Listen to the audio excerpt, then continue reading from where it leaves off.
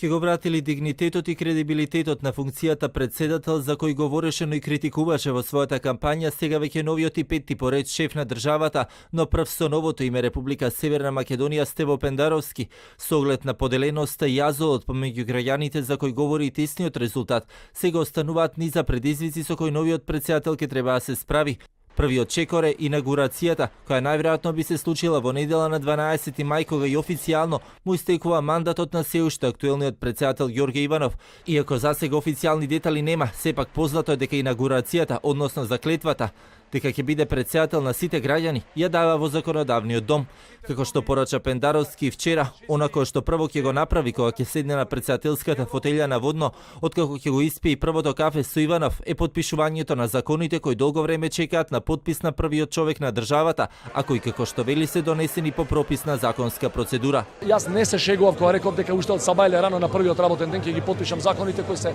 донесени во прописна собраниска процедура, и што има закони кои се однесуваат на најранливите категории, без закон социјална заштита. Тоа е срамно што и до сега не беше подпишано, за да можат граѓаните кои тоа ги засега уште следниот месец да го добијат тоа што државата им го дала. Сепак, како што вели, доколку првото кафе го испие со Иванов, не значи дека второто ќе биде со Силјановска, доколку нема иницијатива од другата страна, но вели како прв човек на државата ќе се обиде да го намали јазалот помеѓу власта и опозицијата околу поважните прашања и закони, меѓу кои законот за јавното обвинителство. Не зборувам за партискиот лидер Мицковски, бидејќи тој има пратеници во собранието и од нивните гласови зависи понатаму дали одреден закон ќе помине. Кога год има битен законски проект на дневен ред, например законот за СЈО, ако можам тука некако да премостам некој јас помеѓу власта и опозицијата, јас сум за тоа тука, значи нема да чекам тие да ме бараат мене, сосема небитно дали ме признаваат или не, јас ќе одам кај нив. Првата посета пак како председател на држава ќе биде во Брисел или во некој од соседните земји, бидејќи како што вели патот кон евроинтеграциите, но и Брисел